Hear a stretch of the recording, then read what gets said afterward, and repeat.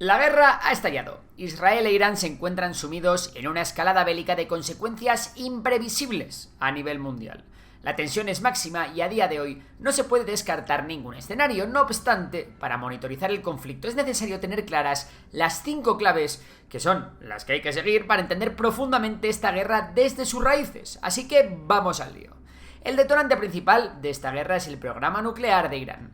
Durante años, Teherán ha desarrollado tecnología de enriquecimiento de uranio con la intención de acercarse a la fabricación de armas nucleares. Se calcula que antes del conflicto, Irán estaba a tan solo unas pocas semanas de poder producir suficiente material para varias bombas atómicas. De hecho, Israel dijo que tenía material ya suficiente para hacer 15 bombas atómicas. Para Israel, un Irán nuclear es inaceptable. Los líderes iraníes han amenazado repetidamente con borrar a Israel del mapa, y la mera posibilidad de que Irán obtenga la bomba atómica supone una amenaza existencial para el Estado judío. Por ello, la ofensiva israelí continuará hasta que el gobierno de Israel considere que el programa nuclear iraní ha sido lo suficientemente castigado como para hacerlo retroceder varios años. Hasta que Irán acepte un acuerdo nuclear que incluya la no conclusión del programa, o hasta que el gobierno iraní de los ayatolás caiga y su lugar lo ocupe un gobierno menos propenso a la nuclearización. La segunda clave son las defensas antiaéreas israelíes. Y es que en cualquier guerra moderna, la defensa aérea es crucial, y en esta, que es básicamente una guerra de salvas, lo es aún más. Israel posee uno de los sistemas antimisiles más sofisticados del mundo, compuesto por 3 niveles y pensado para interceptar drones, cohetes e incluso misiles balísticos. Seguramente has oído hablar de la cúpula de hierro, el Iron Dome, que es famosa por proteger los cielos israelíes de cohetes de corto alcance. Pues bien, en un conflicto contra Irán, Israel también despliega sistemas complementarios, la llamada Onda de David para amenazas de medio alcance y los misiles Arrow para interceptar misiles balísticos de largo alcance en alta altitud. Estos sistemas son complementados con inteligencia en tiempo real proporcionada por satélites y radares de Estados Unidos, lo que permite a Israel saber la trayectoria exacta de los misiles iraníes y derribarlos con mayor eficacia. Ahora bien, no todo es infalible ni ilimitado. Sí, a pesar de que algunos misiles balísticos iraníes impactaron en Israel, en los primeros compases de la guerra, las defensas antiaéreas israelíes han sido capaces de interceptar un número importante de artefactos, pero ningún sistema es perfecto. El riesgo es que bajo un bombardeo masivo existe el riesgo de saturación. Si llegan demasiados blancos a la vez, alguno puede colarse. Además, hay un asunto práctico importante. Los stocks de interceptores de Israel no son infinitos. Cada misil antimisiles, ya sea un cohete de Iron Dome o un Arrow de largo alcance, tiene un coste elevado y un inventario limitado. En una guerra corta, Israel puede manejarlo, pero si el conflicto se prolonga semanas, lanzar decenas o cientos de interceptores diarios podría empezar a agotar las reservas. Mantener la protección activa 24/7 también supone un esfuerzo logístico enorme. Hay que reabastecer baterías, recalibrar radares y reemplazar los equipos desgastados. Se supone que Irán tiene decenas de miles de drones Shahid y miles de misiles balísticos. Por ello no sería raro que poco a poco las grietas del sistema antiaéreo israelí vayan siendo cada vez más grandes. Del lado iraní, el gran riesgo son los bombardeos israelíes que están destruyendo parte de su arsenal en sus propias bases antes de ser lanzados. Por tanto, la pregunta es, ¿se quedará antes sin cohetes y misiles ofensivos Irán? ¿O lo hará Israel con los defensivos? Por eso, Israel confía en un apoyo rápido de sus aliados, sobre todo de Estados Unidos, para reponer sus sistemas antimisiles si esto fuese necesario. La tercera clave de este conflicto va más allá de las bombas y los misiles. Hablamos de la energía. Irán es un importante productor de petróleo y gas, e Israel sabe que golpear las infraestructuras energéticas iraníes debilitará al régimen tanto militar como económicamente. La Fuerza Aérea Israelí ya ha atacado varias refinerías de petróleo y plantas de gas en Irán, provocando grandes incendios. Cada una de estas instalaciones destruida significa menos combustible, menos ingresos y más presión interna para Teherán. Sin embargo, hay un punto crítico que aún no se ha tocado directamente, pero planea sobre el conflicto: el estrecho de Hormuz. Este estrecho es un paso marítimo vital que conecta el Golfo Pérsico con el Océano Índico. Por allí pasa aproximadamente una quinta parte del petróleo que consume el mundo y un cuarto del gas natural licuado mundial.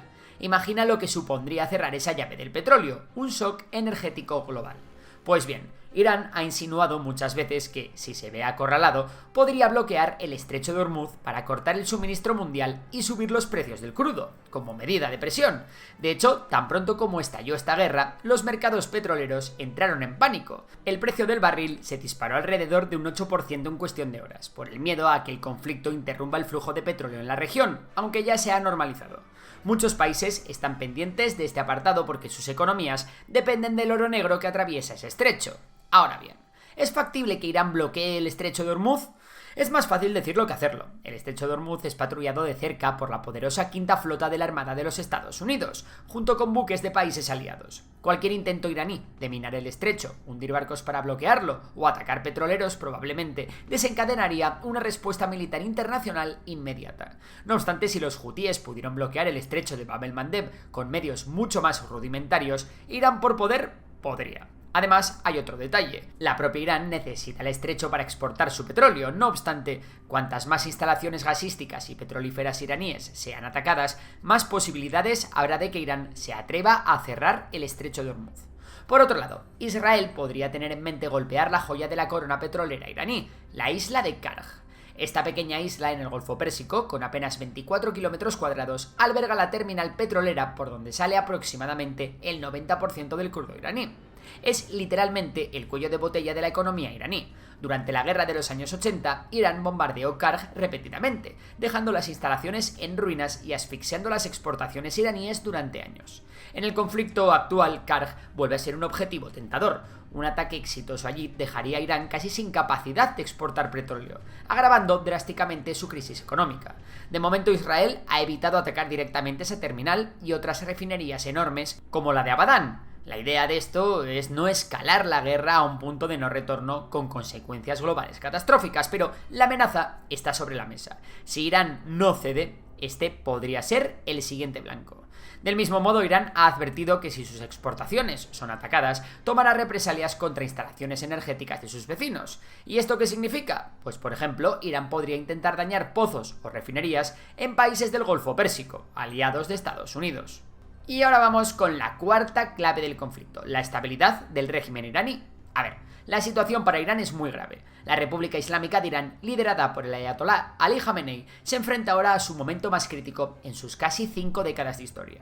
El régimen ha sobrevivido a guerras, sanciones y protestas, siempre aferrado con puño de hierro. Pero esta guerra contra Israel está exponiendo graves debilidades. En cuestión de días, Israel consiguió lo que parecía impensable: aniquilar a buena parte de la cúpula militar iraní, destruir importantes bases y dejar en evidencia que las defensas iraníes no pueden frenar los bombardeos enemigos. Imagina el impacto psicológico en la población iraní al ver que las instalaciones supuestamente seguras, como bases secretas o plantas nucleares, están siendo alcanzadas fácilmente por aviones israelíes. El mensaje es claro: el régimen es débil. Tradicionalmente, cuando una nación es atacada a su pueblo, suele cerrar filas con su gobierno contra el enemigo externo, pero en Irán ocurre lo contrario en algunos sectores. Muchos iraníes, especialmente jóvenes, mujeres y grupos pro-democracia, ya venían protestando desde antes por la situación económica y la falta de libertades. De hecho, el país persa viene de sufrir las mayores protestas que surgieron en 2022 tras la muerte de Mahsa Amini, donde la consigna era mujer, vida y libertad. Otro enemigo interno que tiene el régimen iraní es el de los movimientos independentistas. Aunque a veces nos referimos a Irán como el país persa, la realidad es que Irán es habitado por un montón de pueblos, algunos de los cuales quieren independizarse o al menos tener más autonomía con respecto a Teherán. Este es el caso de los kurdos o los baluchíes, que incluso tienen grupos armados que operan en sus respectivas áreas de influencia, por no hablar de los grupos como el ISIS que también pululan por ahí. Un detalle interesante es la figura de Reza Pahlavi, el hijo del último Shah de Irán, derrocado en 1979. Este exiliado, que vive en Occidente, en los últimos días ha emitido mensajes al pueblo iraní, apoyando las protestas contra el régimen y culpando a los ayatolás por haber llevado al país al desastre de la guerra. Algunos iraníes, desencantados con la República Islámica, ven en Pahlavi una posible figura de unidad nacional post-régimen. Y por último, tenemos que hablar de otra clave: las posibles intervenciones internacionales. Ningún conflicto de esta magnitud ocurre en absoluto aislamiento. Detrás de Israel e Irán asoman otros actores importantes. Por un lado Estados Unidos y por el otro el llamado Eje de Resistencia, que es la red de grupos y milicias apoyados por Irán y que está formado por Hezbollah en Líbano, las milicias chiitas en Irak, los hutíes en Yemen e incluso los remanentes de los grupos palestinos como Hamas o la Yihad Islámica. Estados Unidos hasta ahora se ha mantenido oficialmente al margen del combate directo, pero en la práctica está profundamente involucrado. Washington ha brindado a Israel inteligencia en tiempo real, satélites, sistemas de monitoreo, todo para mejorar la detección de amenazas iraníes. Pero la Casa Blanca no ha cerrado la puerta a la diplomacia e insinúa que si Irán cesa las hostilidades y retoma las negociaciones sobre su programa nuclear, podría haber una salida negociada. Pero hoy por hoy, esa vía se ve lejana. La gran pregunta es, ¿intervendrá directamente Estados Unidos con sus fuerzas armadas? Si la guerra empeora, es muy posible. Por ejemplo, Israel ha logrado golpear las instalaciones nucleares de superficie de Irán, pero no puede destruir completamente los complejos nucleares subterráneos. Solo Estados Unidos tiene las herramientas para eso. Los bombarderos B-2 furtivos y las enormes bombas antibúnker Moab capaces de penetrar grandes profundidades. Así que si Irán no se rinde y el conflicto continúa, no sería sorprendente ver a Estados Unidos apoyando las operaciones ofensivas de Israel.